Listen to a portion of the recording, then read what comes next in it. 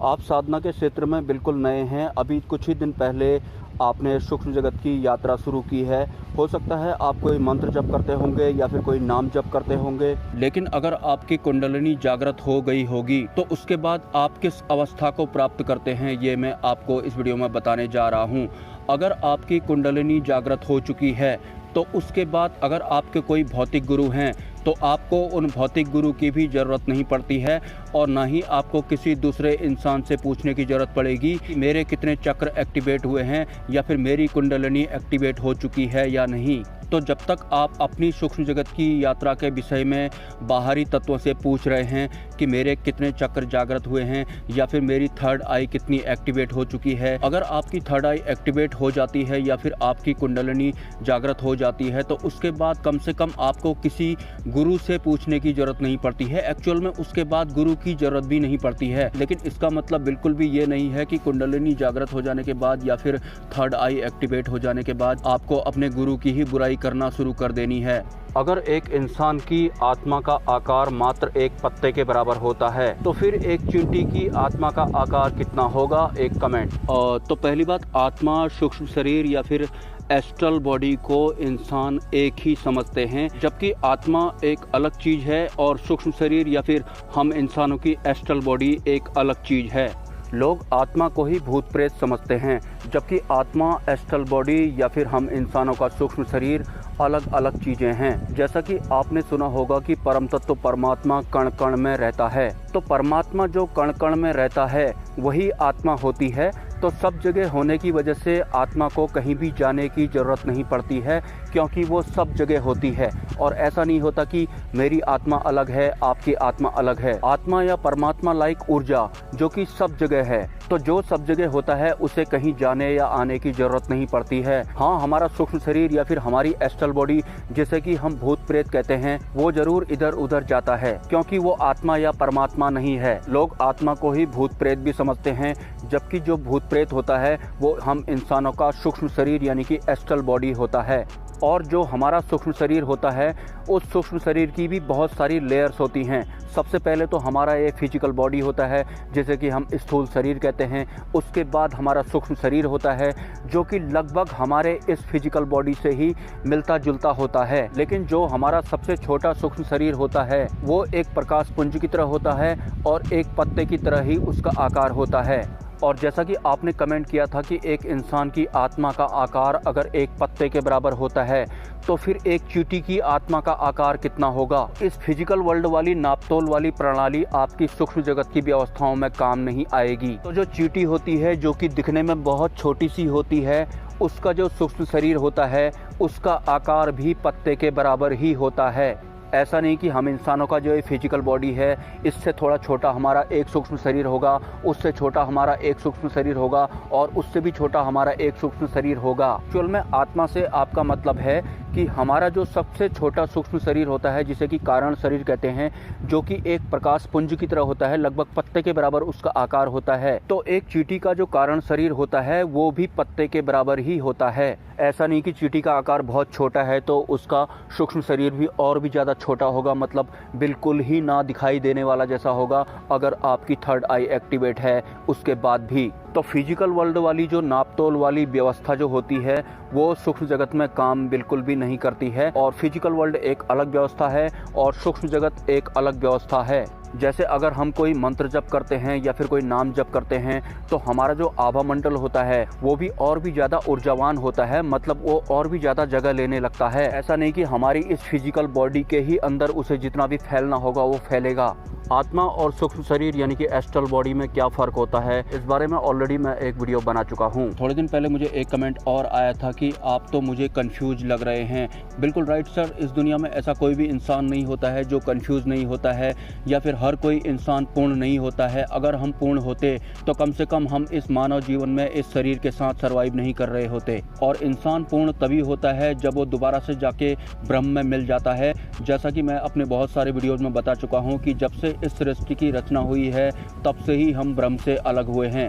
और एक आम इंसान साधु संतों को पहचान नहीं पाता है कि कौन से साधु संत असली हैं या फिर ऑनेस्ट हैं और कौन से नकली हैं। इस फिजिकल वर्ल्ड में अगर कोई इंसान गेहुए रंग के या फिर सफेद रंग के साफ सुथरे कपड़े पहनता है और तिलक लगाता है और कैमरे के सामने कोई वीडियोज बनाता है और लाखों लोगों की भीड़ भी उसे देख रही होती है, तो आम इंसान ऑटोमेटिक समझने लगता है कि ये साधु संत बहुत उच्च स्तर का होगा, जबकि ऐसा बिल्कुल भी नहीं है। और कुछ लोग साधु संतों के बारे में इस तरह की बातें भी करते हैं कि अगर ये बाबा जी के पास कोई शक्ति होती या फिर अगर ये उच्च स्तर के होते तो पहले तो ये खुद ही करोड़पति बन जाते, ये तो खुद पाई पाई को मोहताज हैं या फिर ये तो खुद ही दुखी लग रहे हैं, ये क्या किसी दूसरे का भला करेंगे। जबकि वास्तव में साधु संतों की शक्तियां तब तक ही काम करती हैं जब तक वो उन शक्तियों का अपने भले के लिए इस्तेमाल ना करें। वो सिर्फ किसी दूसरे के भले के लिए ही सूक्ष्म जगत की रिद्धियों सिद्धियों का इस्तेमाल कर सकते हैं। और जिस भी इंसान का वो भला करते हैं उसका वो प्रारब्ध भी चेक करते हैं कि कहीं ऐसा तो नहीं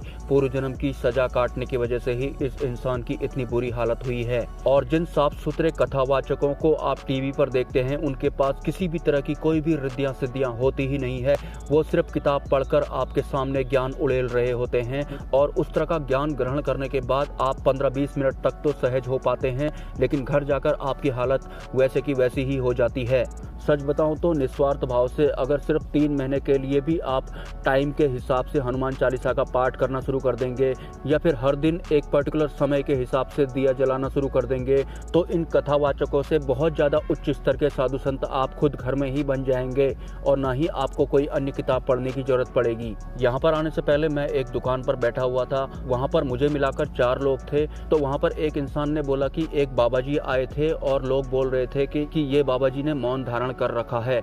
तो जितने भी लोग उनसे मिलने जा रहे थे वो सभी नीचे बैठ रहे थे और वो बाबा जी थोड़ा ऊंचाई पर बैठे हुए थे, वो कुछ भी बोल नहीं रहे थे, मतलब उन्होंने मौन धारण किया हुआ था। तो हम आम इंसान किस मेंटालिटी के होते हैं ये तो आपको पता ही होगा। तो उनमें से एक इंसान बोलने लगा कि मैं भी तो देखूं ये कितने बड़े बाबा जी हैं। तो वो इंसान बाकी लोगों के साथ में ना बैठकर बाबा जी के बराबरी में ही एक ऊंचे स्थान पर बैठ गया। लेकिन उन बाबा जी ने फिर भी कुछ नहीं बोला, लेकिन उन्होंने एक पर्चे पे लिखा कि बाकी लोग नीचे बैठे हुए हैं, तुम भी वहां पर बैठ जाओ। तो उसके बाद वो इंसान नीचे तो बैठा नहीं, लेकिन वहां से उठकर चला गया। और उसके बाद ये कहानी वो दुकानों पे आकर बोल रहा था कि वो इंसान एक बहुत ही निम्न स्तर का इंसान था और जो साधु बाबा मौन ग्रहण करके वहां पर बैठे हुए थे वो बहुत ही उच्च स्तर के थे और इस पूरी जिंदगी भी उनके स्तर को वो एक निम्न स्तर का इंसान जो उनकी स्टोरी सुना रहा था इस जन्म में महसूस नहीं कर पाएगा, क्योंकि नहा धो लेने से या फिर बदबू आने वाली जगहों में परफ्यूम डाल लेने से या फिर साफ सुथरे कपड़े पहन लेने से हमारा अंतकरण शुद्ध नहीं हो जाता है। भले ही साफ सुथरे कपड़े पहनकर या फिर बदबू आने वाली जगहों में परफ्यूम डालकर हम किसी भी साधु संत के पैर छूने की कोशिश करते हैं या फिर छू भी लेते हैं,